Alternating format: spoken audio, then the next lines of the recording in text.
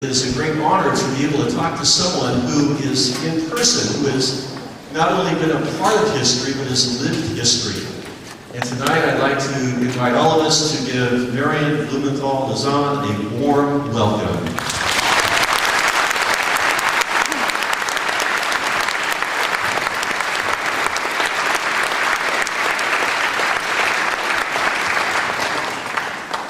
Thank you, Mr. Bolton, for your kind introduction.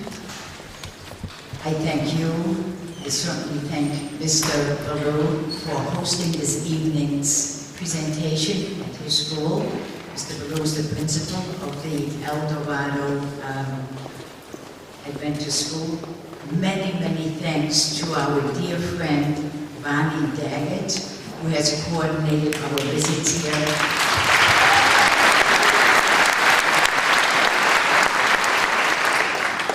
And a special thank you also to Jeannie Amos. She's the director of the El Dorado Library, who helped with the planning of this evening.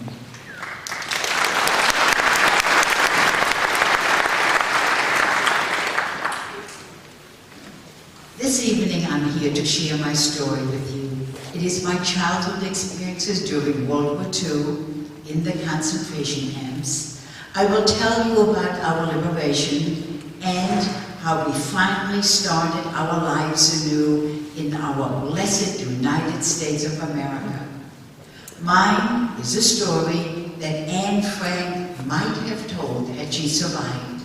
And as most of you know, I think all of you know, Anne Frank was a young Jewish girl who died along with most of her family in a Nazi concentration camp during World War II. This is also a story that conveys a message of perseverance, determination, faith, and above all, hope. After the presentation, time permitting, I will be pleased to answer some of your questions. Life in the early 1930s in Germany was very much for my family as it is here for most of you today. Never did we think that the anti-Semitic incidents there would ever lead to very much. My father was in a successful shoe business in a small town. My parents, 2-year older brother, and I lived comfortably with my grandparents above the shoe store. Life for Jews was made increasingly more difficult, and in 1935, the Nuremberg laws were formulated and enforced. The following are just some of the many restrictions imposed on the Jews in Germany. Jews were not allowed into theaters, into parks, or into swimming pools. All public schools were closed to Jewish children. Then there was an evening curfew for the Jews. Jews were only allowed to shop during specific hours of the day, and non-Jews were not allowed to shop in Jewish-owned stores. Non-Jews were just not allowed to associate with Jewish people. And then a big letter J for Jew must stand on ID cards and on passports. These restrictions went on and on. And it was then that my parents decided to make arrangements to leave the country. My grandparents, who were in their late 70s and ill, refused to leave their home. They could not understand the urgency or the necessity of doing so. My grandparents passed away in 1938, just 11 days within each other. And soon thereafter, we received our necessary papers for our immigration to America. I was just 4 years old at that time. November 9th, 1938. Just 73 years ago, last week, Kristallnacht, or Crystal Night. It was the night of broken glass, when the Nazis smashed the windows and the storefronts of Jewish-owned stores. Jewish establishments, synagogues, and Jewish books were burned and destroyed. This was the beginning of a massive pogrom against the Jews in Germany, a massive verbal and physical assault against all German Jews. In reality, this was the beginning of the Holocaust. On November 12th, following Kristallnacht, the German government actually fined the Jewish population for the damage caused that night. These imposed taxes were used to rearm Germany. The night of Kristallnacht, my father was taken away from our home, and unbeknownst to my mother, was sent to concentration camp Blumenthal in Germany. All sorts of terrible stories were related to my mother, and we did not know we would ever see my father again. He was released after 10 days only because our papers were in order for our immigration to America.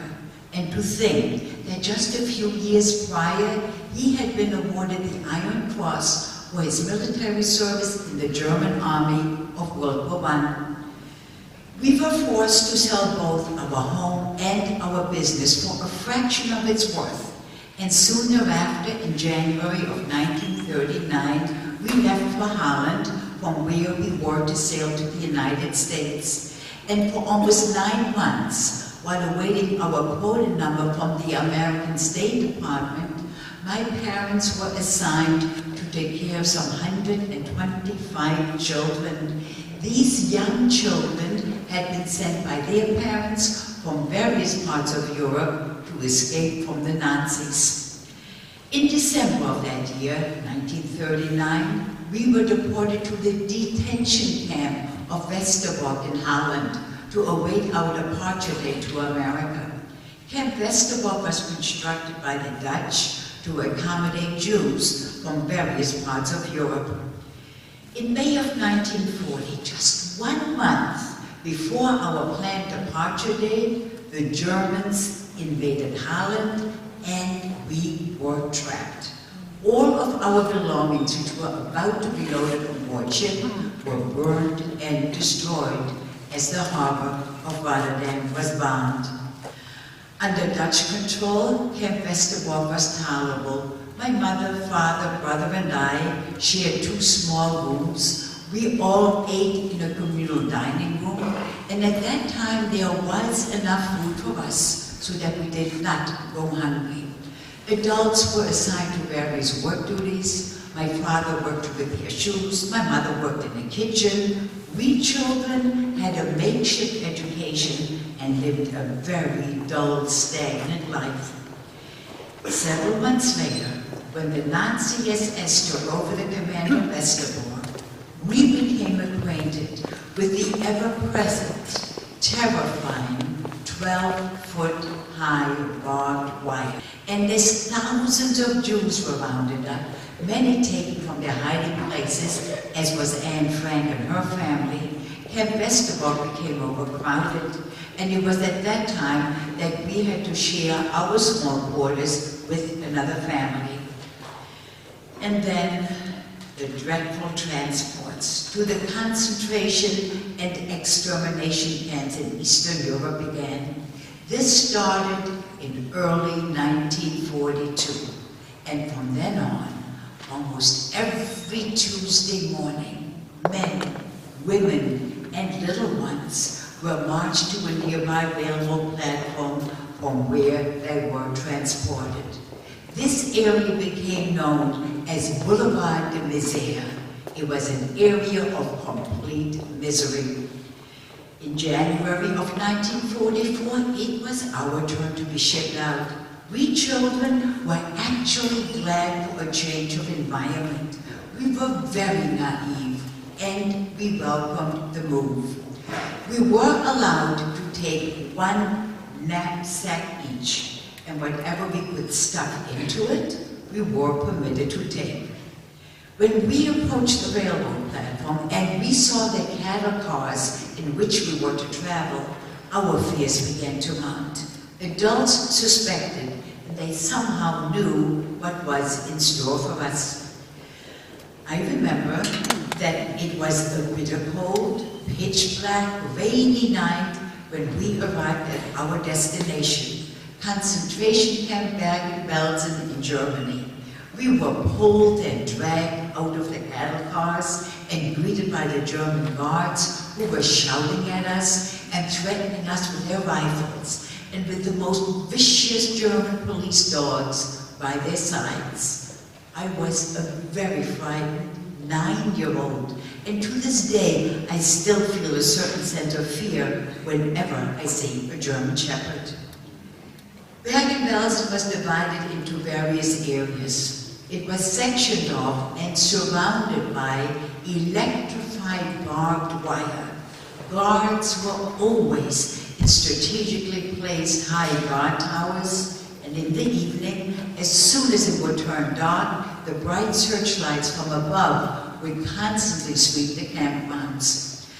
We were placed in a section that was known as the Sternlager, or the Star Camp, named so because we had to continue wearing that yellow star which had been issued to us back in Holland.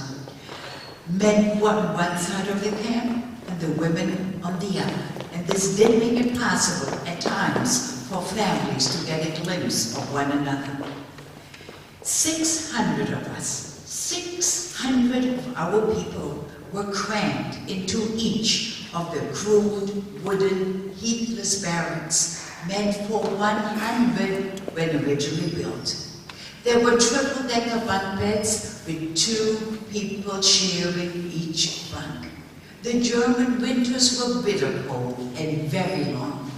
We were given only one thin blanket per bunk and a straw-filled mattress, and this bunk was our only living quarters, and that for 2 people.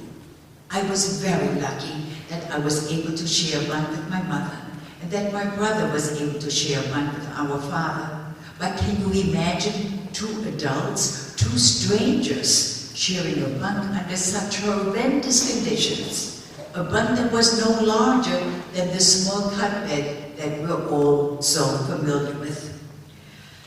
I remember the first time seeing a wagon filled with what I thought was firewood for the one small oven that we had in our barrack. That oven, of course, was never used. I soon realized that what was in the wagon were dead, naked bodies thrown one on top of the other. Toilets and so-called washing facilities were at a great distance in the most primitive outhouses. Toilets were long wooden benches with holes cut into them, one next to the other.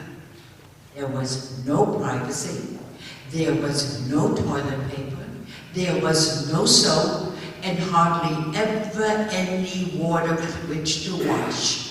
And in the almost year and a half that we were in Bergen-Belsen, never once were we able to brush our teeth. There were no trees, no flowers, nor did we ever see a blade of grass. And whenever it rained, we had to slush through the mud, adding even more misery to our already dismal existence. Every morning, every single morning, without fail, we were ordered to line up on a huge field. It was called an Appellplatz, 5 in a row as we were counted. We would have to stand there until each and every one of us was accounted for, often from early morning till late at night, without food, without water, no matter what the weather, without protective clothing. Frostbite was common. We would treat our affected toes and fingers with the warmth of our own urine. Our diet consisted of a slice of bread a day, a pat of butter, some hot watery soup with grizzly meats and turnips and potato peel. The bread was later cut back and given to us just once a week, and only if our so-called quarters were neat and in order. Our birthday present to one another was that little piece of bread that we had saved up from the previous week. Once a month, we were marched to an area to shower, and there, under the watchful eyes of the guards, we were ordered to undress. We had heard about exterminations and gas chambers in other areas of Europe, and we therefore were never sure when the faucets were turned on as to what would come out, water or gas. The Nazis did their utmost to break us physically, spiritually, and emotionally. Unfortunately, they did succeed with many of our people. It was not uncommon for people who were no longer responsible for their actions to attempt escape, even though they knew that the chance to succeed was next to impossible. But they also felt that they had nothing more to lose. The failure of their attempts were obvious when we saw their dead bodies hanging electrocuted against the barbed wire. Malnutrition, dysentery, and the loss of the will to go on is what destroyed body and mind. Death was an everyday occurrence. The dark, crowded quarters often caused us to trip and fall over the dead. Bodies could not be taken away fast enough. We as children saw things that no one, no matter what the age, should ever have to see. I know, of course, that you have all heard, you have read, students have studied, you may have seen movies, perhaps even true documentaries about the Holocaust. But the constant foul odor, the filth, continuous horror and fear surrounded by death is indescribable. There is no way that this can be put accurately into words or pictures. Our bodies, hair, and clothes were infested with lice. We learned that there was a distinct difference between head lice and clothes lice. Squashing them between my thumbnails became my primary pastime. Much of my time was taken up with make-believe games. And one game, a game based on superstition, became very important to me. I decided that if I were to find 4 pebbles of about the same size and shape, that would mean that the 4 members of my family would all survive. My mother, my father, my brother, and I. It was a torturous, painful, very difficult game to play. What if I couldn't find the 3rd or 4th pebble? Might that mean that 1 or 2 of my family members would not pull through? Nevertheless, this game gave me something to hold on to, some distant hope. After a number of months on our meager diets, our stomach shrunk to that the hunger was no longer painful. Teenagers and men suffered most from malnutrition and were the first to die. Those who lasted the longest were the women, and mothers in particular. It was their strong will to keep their children alive that kept them going. And my mother is one of those remarkable ladies. There is no doubt in my mind that it was my mother's inner strength and fortitude that finally saw us through. One day, my mother was able to smuggle some potatoes and some salt from the kitchen where she worked. Using an empty can as a pot and pieces from the wooden slats from our bunk as firewood, my mother somehow managed to cook some soup in secret. This was done on our bunk. I was on the bunk with her, trying to hide and shield what she was doing. The soup was simmering and just about finished when the German guards entered our barrack for surprise inspection. In our rush to hide it set up, the boiling soup spilled on my leg. We had been taught self-discipline and self-control the hard way, for I knew for sure that if I had cried out, it would have cost us our lives. This happened in the spring of 1945. I was just 10 years old. The population in Camp Bergen-Belsen was dying off rapidly, but not nearly fast enough to satisfy the Nazis. Several weeks later, it was decided to send 3 trainloads of our people to Eastern Europe towards the extermination camps and the gas chambers. My family was among the 2,500 on the last of these 3 trains.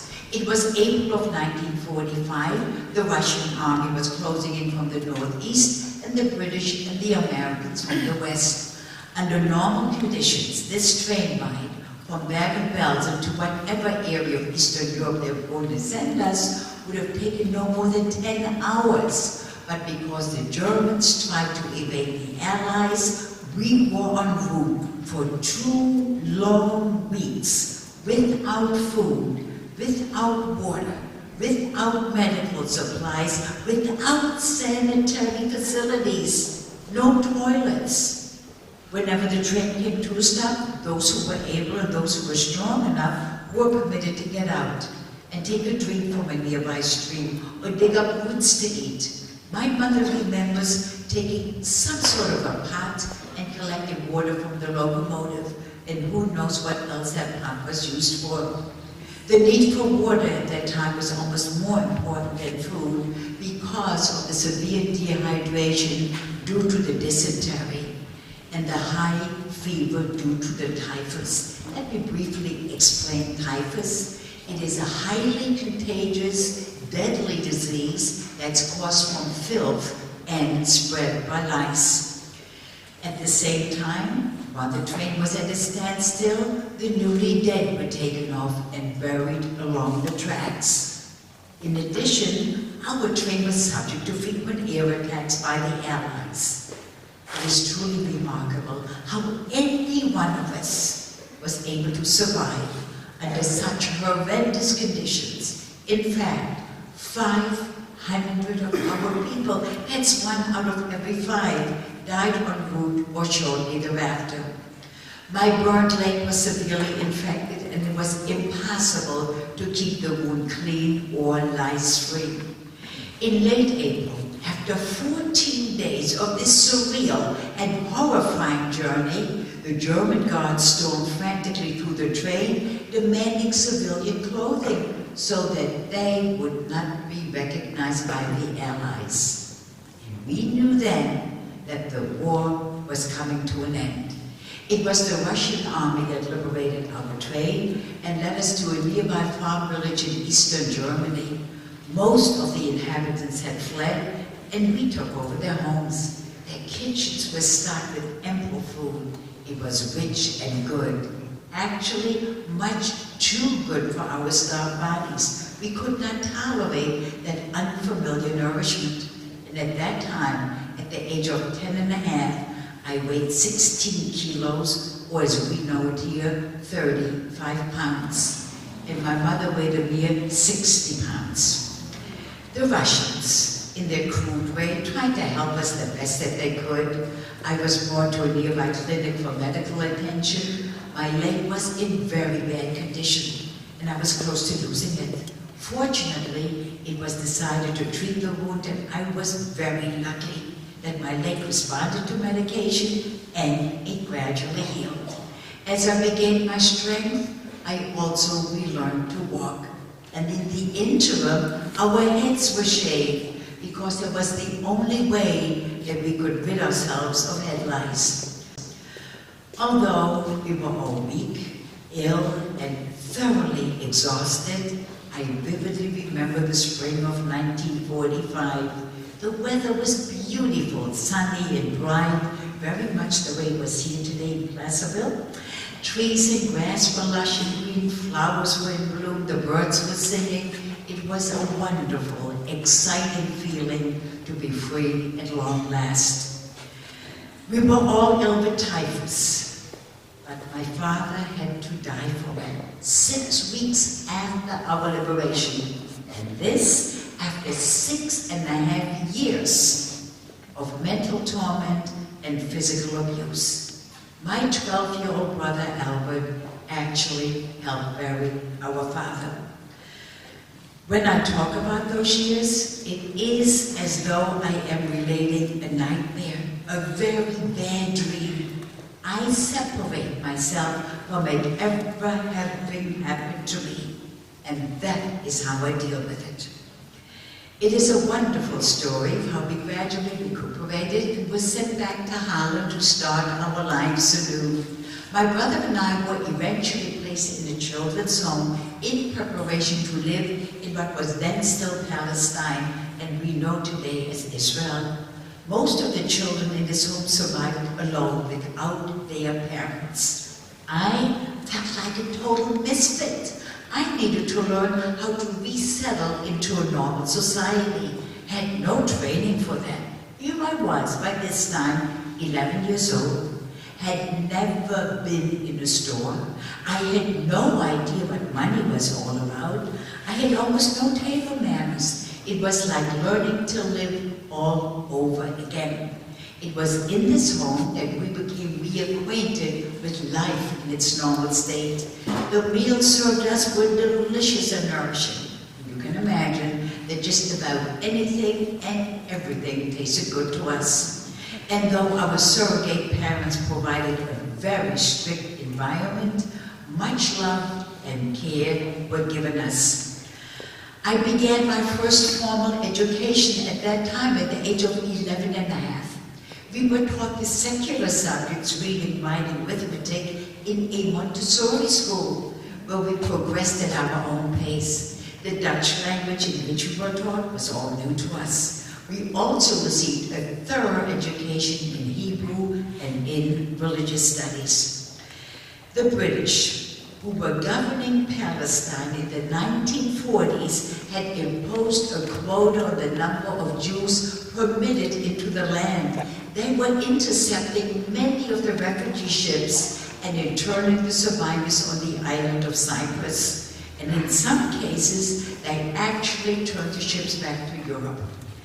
In 1947, just 1 year prior to Israel becoming a state, our illegal voyage from Holland to Palestine was planned, and danger once again loomed over us. And it was then that my mother managed to make arrangements for a family of 3 to emigrate to the United States. And thanks to the Holland-America line, we were able to use the tickets which had been purchased 10 years earlier. We arrived in Hoboken, New Jersey, April 23rd, 1948. By coincidence, exactly 3 years to the day of our liberation. It was a Jewish relief organization that found a home for us in Peoria, Illinois. Never heard of Illinois, certainly not Peoria. And there, at the age of 13, I once again started life anew in a strange land, and again learning a new language. My third new language in less than 3 years. First Dutch, then Hebrew, and now English. And because of my inability to speak English, I, at the age of 13, was placed in the 4th grade with 9-year-olds. Although both my brother and I worked long hours after school to help our mom pay bills, I nevertheless found time, actually made time, to take extra courses during the year, attend summer school, and while working very hard in my studies, I was able to be graduated from Peoria Central High School 5 years later at age 18, ranking 8th in a class of 267 students.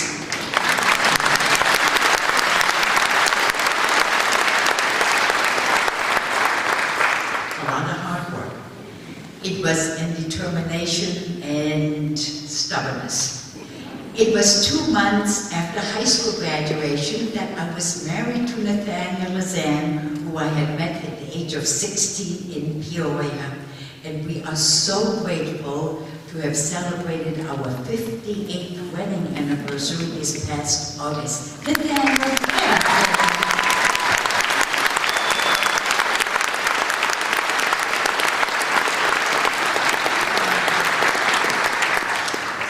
I am grateful. I am very grateful that I survived healthy in body, mind, and spirit, and that together with my husband, I'm able to perpetuate my heritage with a wonderful family. We have 3 grown children, all 3 are happily married, and they've given us 9 beautiful grandchildren. Actually 10, because our granddaughter Marion was married 2 years ago, so now we have 10. And in March of 1996, my memoir, For Perfect Pebbles, co-authored by Lila Pearl, was published by Green Willow, division of HarperCollins. We were just notified 2 weeks ago that it is in its 23rd printing in hardback, available in paperback by Avon and Scholastic Book Club, has been translated into German, into Dutch, and if you like, you may all read it in Japanese. Maybe there's someone here who can do just that. But above all, I am so grateful that the story is in book form so that it can be passed on to future generations. And I'm thrilled that a documentary has been made entitled Marion's Triumph with the actress Deborah Messing as the narrator. It's been aired over PBS stations these past several years throughout the country. So you'll see that despite all the terrible things that happened to me as a child, my life today is full and rewarding. Before I answer your questions, I have an important favor to ask of each and every one of you in this gymnasium. It is wonderful to see so many of you here. Although I have spoken to upward of 1 million students and adults over these past 20-some years, it still has not become easier. However, I do realize the importance of sharing that period of our history with you, simply because in a few short years, we will not be here any longer to give a first-hand account. The students here this evening, it is their generation that is the last generation that will hear these stories firsthand. And I therefore ask you to please share my story or any of the Holocaust stories that you read and hear about. Share them with your friends, share them with your relatives. And you, the students here, someday share them with your children. And yes, even with your grandchildren. When we're not here any longer, it is you who will have to bear witness. As difficult as it is, the horror of the Holocaust must be taught, must be studied, and kept alive. Only then can we guard it from ever happening again. This is the very yellow star that I was forced to wear. It says Jude, which in German means Jew. It was just another way to denigrate us and to isolate us and to set us apart from the rest of society. This represents the Star of David, a beautiful, meaningful Jewish symbol. But the Nazis made it so very ugly. Each of us, each and every one of us must do everything in our power to prevent such hatred, such destruction, and such terror from reoccurring. And we can begin by having love, respect, and tolerance towards one another, regardless of their religious belief, regardless of the color of our skin, regardless of the national origin.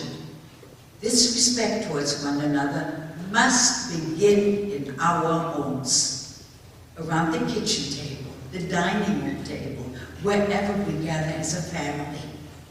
We, the adults, must pass it on our places of business. You, the students, in your classrooms, in the halls of your schools, in the communities, the towns, the cities, and only if there's respect and tolerance towards one another in the countries can we expect to have peace in the world. We must begin with our children. Let us treat people as individuals. Let us look for similarities and respect the differences. Let us build bridges and reach out to one another. And we must be true to ourselves and not blindly follow a leader without thinking ahead and searching our hearts and our minds as to what the consequences might be. As I tell the students, It is not cool to follow just anyone's lead without first checking to see what his or her true intentions are. Please, please remember these messages. Share them with your friends who are unable to be here this evening. Share them, remember them, but above all, let us all live by them. We are all aware, we should be, that 6 million Jewish people were murdered during the Holocaust of the Second World War. The beautiful city of San Francisco, just over there a bit, has a population just under 1 million. Can you possibly imagine more than 6 times the population of San Francisco wiped out? The 6 million also represent 1/3 of the entire pre-World War II Jewish population. Among them were 1.5 million children, just like the children over here this evening. We also need to remember that there were 5 million non-Jews who lost their lives. Among them were the righteous Gentiles, as we refer to them. Very special people, non-Jews, who jeopardized their lives to save Jewish families. They would hide them in their attics, they would hide them in the basements, farmers would hide them out in the barns, they were hidden in convents. And when these good people were caught doing what they felt was the right thing to do, they also were deported to concentration camps, and in many cases lost their lives. And that brings me to another message. We must never generalize and judge an entire group by the actions of some within that group. These are all universal messages, messages that each and every one of us is familiar with to varying degrees, but need to be reminded of over and over again. And this certainly was a good opportunity to do so. These messages are the lessons learned from that dark period of our history, and certainly apply to today's world situation, and definitely to our own individual lives. By listening, I hope that our young people prevent our past from becoming their future. This past week, November 11th, we commemorated Veterans Day. Let us all remember and seriously honor those who have served and who continue to serve our country to protect our freedom and our way of life. And I know that this evening veterans were invited, were made aware of the presentation. So will the veterans who are here this evening please stand?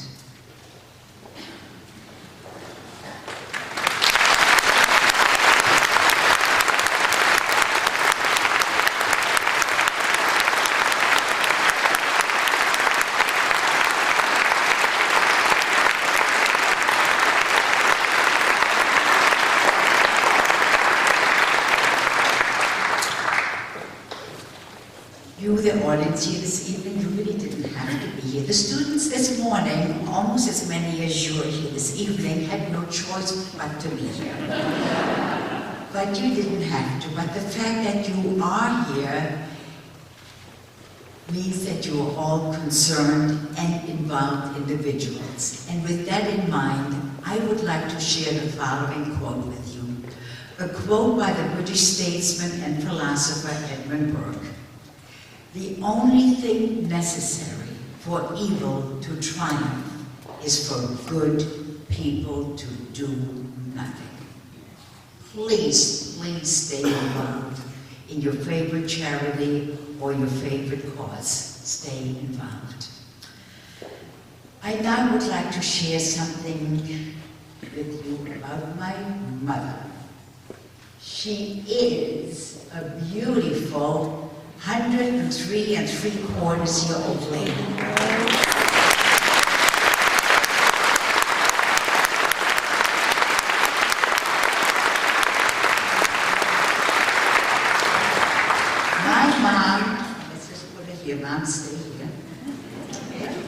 My mom, please God, will celebrate her 104th birthday, February 7th. She is amazing. She only started taking her first medication about a year and a half ago for high blood pressure. I decided long ago that Tylenol is not a medication. When we're home, and home for us, South Shore of Long Island in New York, we see my mom all the time. She lives only about 15-20 minutes from us. And when we travel, oh no, boy, do we travel. Last week we were at the University of West Virginia. The week before we were in Rhode Island and Massachusetts. The week before that we were in upstate New York. In 2 weeks we'll be in, where we're going to be, Nathaniel? Where were we? Oh, in Connecticut. And we schlep a lot.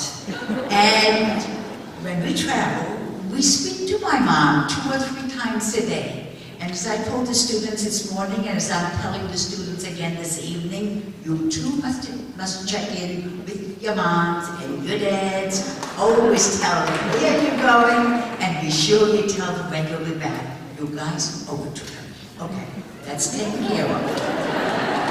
Okay, my brother, he deals with this altogether differently than I do. He will not talk about it as freely as you heard it from me this evening. He lives right here in California, a bit south of San Francisco, happily married, but by choice will not bring children into this world. Has a very difficult time with organized religion. All of that makes me very sad. But I do not fault Albert. We have to remember that he is 2 years older than I am. He was with my father in the men's section, and I'm convinced that he saw and experienced things that I did not. God puts us on this earth and gives us a beautiful mind. It is this mind that allows us to choose right from wrong, good from evil. Therefore, men did this to one another. But did he have to make it so bitterly cold when we were standing out there on the Pell all day? I have a direct line. I asked loads and loads of questions. Don't get too many answers, but that is okay. Faith I will always have. After all, here I am. 3 children, 9 to 10 grandchildren, from whom generations will be forthcoming. He made sure that enough of us survive so that we will always be here. I'm proud of my faith, as should you all be proud of your faith and of your heritage. But please, please, let us all remember to respect the right of others to their belief. Did I ever find my 4 parents? Is a frequently asked question. I always found my 4 parents. I made it my business to find them. I cheated all the time. When I found them, I put them in a safe place. The next time I would search for them and I couldn't find a 3rd one or the 4th one, well, I knew exactly where to go and pick them up. Maybe that was cheating, but it was my game, and guess who made those rules? You need to know that I was only about 9 and 10 years old when things were at its worst. We had absolutely nothing to occupy our time with constructively. No paper, no pencils, no books, no games. So I was lucky at such an imaginative mind. And my imaginative games were always based on a positive attitude. I would search for a piece of glass or a piece of a mirror, whatever I could find with a dirt ground to bag and bells. And when the sun would shine, and that didn't happen nearly often enough in that part of Germany, known for bad weather and cloudy skies, I, Marion, knew that the sun would always come out. And when it did, that little piece of glass would cast a reflection onto the ground. And that little wiggly reflection, it became my pet. As long as the sun would shine, I would have my pet, and my pet would never ever die. I would also imagine that one day I once again would have my 3 Bs. And these 3 Bs represent our everyday comforts and necessities that we all take so much for granted. First B represented a bed.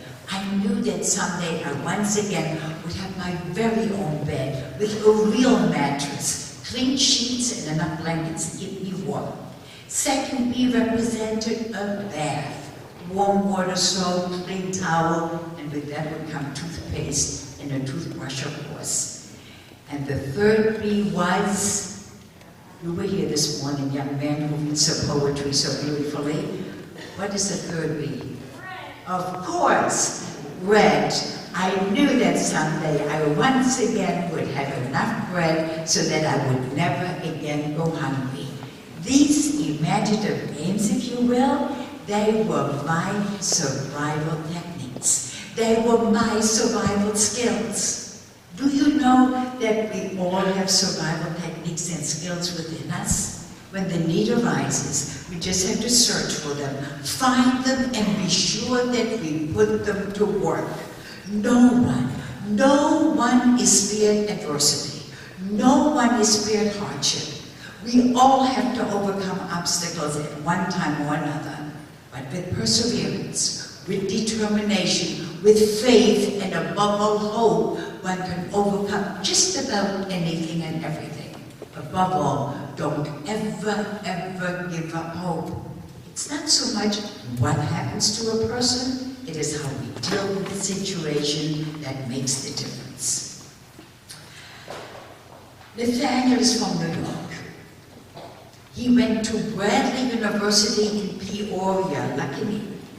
Went home on vacations, and way back then in the 1950s, long-distance telephone calls were very expensive. But for a 3-cent stamp, and there really was such a thing as a 3-cent stamp, we would write to one another every single day. Major problem. In his letters to me, he would add 5 words that he asked me to define and put into a sentence. A lot of nerve with all I had to do, but I knew he meant to help me with my English, and I guess it did work, so thank you, Nathaniel.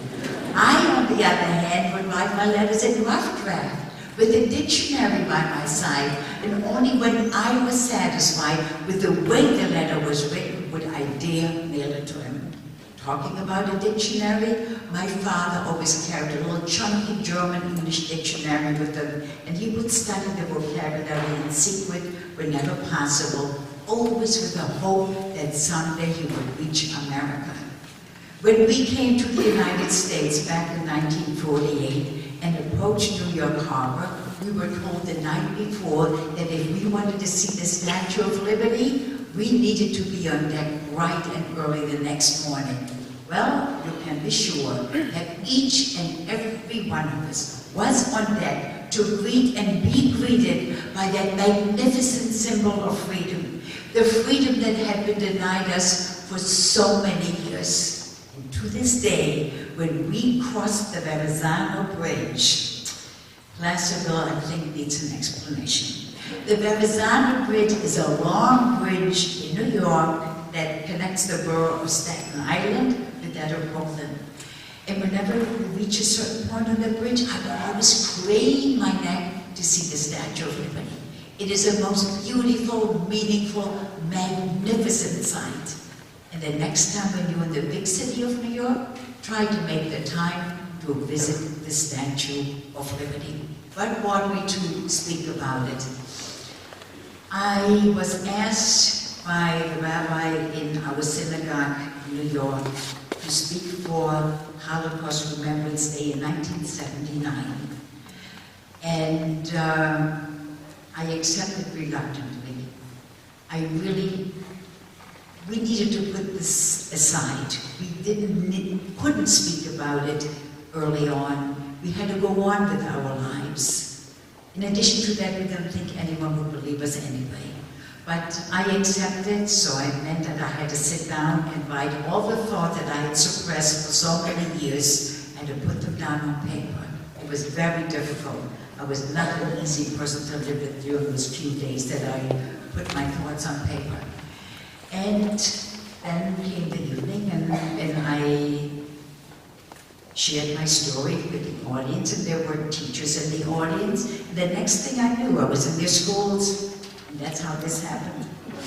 And it was Lila Pearl, the co-author, who heard me speak to some 6th and 7th graders in the early 1990s. niece, and she saw the reaction of the students, and then she asked whether I would work with her to put the story into book form. So we worked together for about a year and a half, and with the help of my mother and my brother, we completed the manuscript, and it was accepted almost immediately.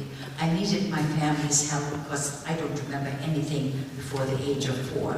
I don't think anyone really would, so I needed their help. Okay, thank you. For the young students here this evening, I came to America and I got acquainted with potato chips. And whoever was eating them was dipping in something white and creamy. I was so sure that was mayonnaise. Well, I couldn't wait to get my own big bag of potato chips and my own jar of mayonnaise. And oh, did that do a job of me. I very quickly became a big 13-year-old, and there I was with these little 9-year-olds. You know, they could have made plenty fun of me. I looked differently than they did, certainly acted differently than they did, but I need you to know that they were so good to me. They helped me with my homework, they included me in their games, and as I told the student this morning, when a new student comes into your class, or into your school, or to your neighborhood, you too need to be good and kind to them. Put yourselves in his or her place, how you might feel if you are placed in a strange and new environment. Be kind and good and respectful towards one another. Please. I returned to Germany on 6 separate occasions. Let me just briefly, I still have a little time, right? The first trip was back in 1995. It was the 50th anniversary of our liberation. I returned reluctantly, but decided to join a group out of Israel. Nathaniel was with me, our son Michael, who lives with his family in Israel, came from that country, and our daughter came from New York. We visited my father's grave. And the reason my father and about 60 others have a private resting place in that farm village where we were liberated was because they died after some of the chaos had subsided. Those who died early on were all buried in mass graves. We went to Bergen-Belsen. Bergen-Belsen looks nothing the way I remembered it. It had been burned down under the direction of General Eisenhower, who was then the commander of the Allied forces, because the conditions of the camp would have created tremendous health hazards for the entire region of Germany. So today, other than the newly built exhibition and documentation centers, Bergen-Belsen looks like a park. Green grass, shrubs, trees, not bad looking at all, except for the mounds everywhere. Mounds with flags that read, here lie 1,000, here lie 2,500. These are the mass graves of our people.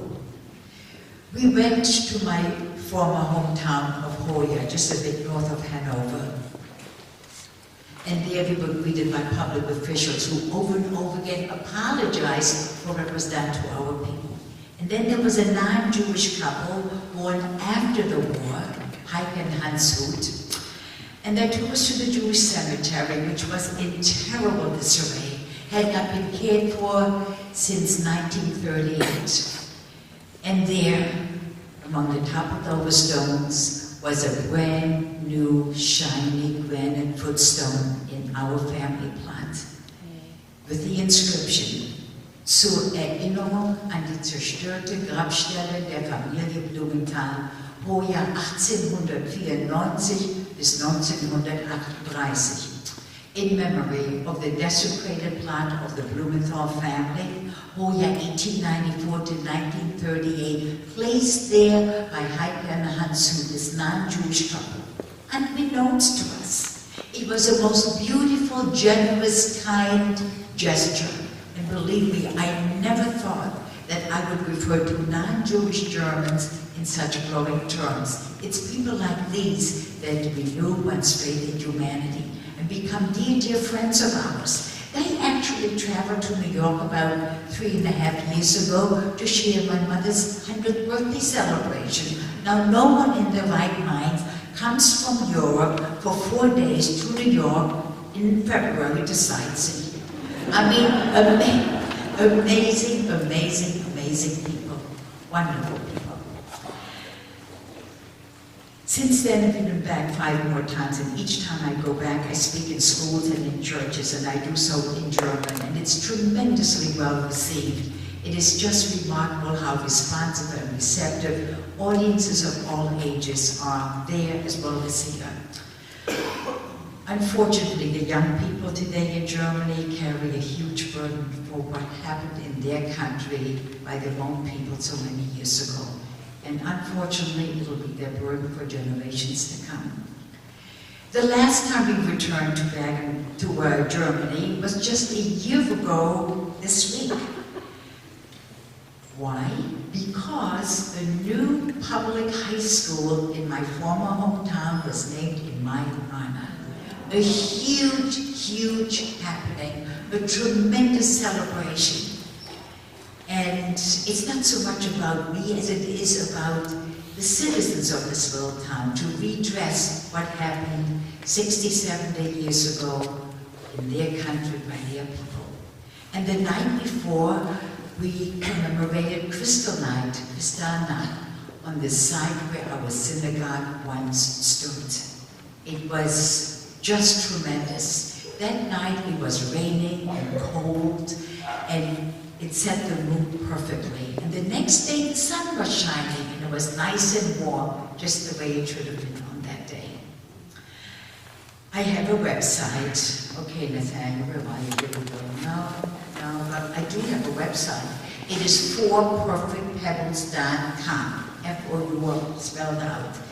And on that website is a homepage. So far so good. Okay, I'm not good at technology at all. And there is an icon, and if you check that out, you will see a video about the dedication of the school. It's in German, but it has English subtitles, so do check it out. Oh, it's a YouTube icon, okay. And I also have Facebook. And do with that Facebook whatever you need to do with the Facebook. I don't have to know anything about computers because Nathaniel is a computer guy, and I need something done, I just put it on the steps and it gets done. So that's the way it goes. Do I still speak those languages? Ik spreek een klein beetje Hollands, I speak a little bit of Dutch. Ein mittlerweile regnet Zeit, I speak some Hebrew. Ich spreche ein sehr gutes Deutsch, I speak an excellent German, and I do speak some English. September 11th, 2001. None of us will ever be allowed to forget that date as long as we live.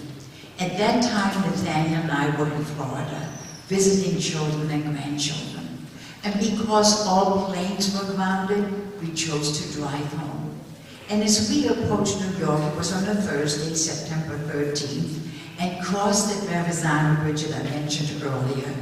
Amidst the smoking ruins of the Twin Towers, we could see the Statue of Liberty, holding high the torch of freedom. It is that flame of freedom that the terrorists sought to destroy. But they could not, and they never will, because we will take good care of our freedom. We will safeguard our freedom. We will not and must not take our freedom for granted. Let us all, each and every one of us, redouble our efforts to be kind and good and respectful towards one another. And with that, I wish each and every one of you, your children, your grandchildren, and all succeeding generations, a healthy, happy, productive future in a world of love and peace.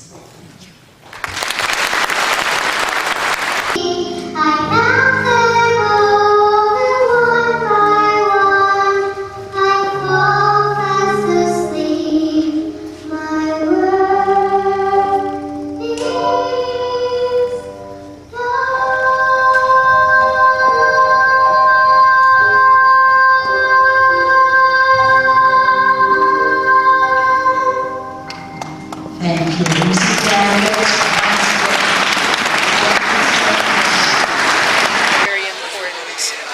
lot about it, and so many survivors, like you're saying, choose not to. Cannot or will not, for whatever reason. It has to be respected too. And this goes to who? Shannon.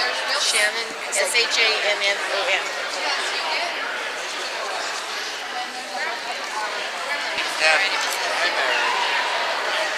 Can you hold on to her purse for her unless she wants it there? E-L-S-E-A? Yes. And Braden. What? Braden is I go to Visions in Education. It's a homeschool charter. Okay. Thank you. Well, I wanted to, but Hugs and smiles. Oh, that's cute. And I'm Tammy. my You met old- when you were 16, right? She was 16, I was 19. Oh, you were an older man. Shamrock High School, 2,500 students. Wow. I lived in Illinois also. Where at? In Wilmette. Mary's back in Wilmette. Really? Yeah. I lived there. My husband takes me everywhere.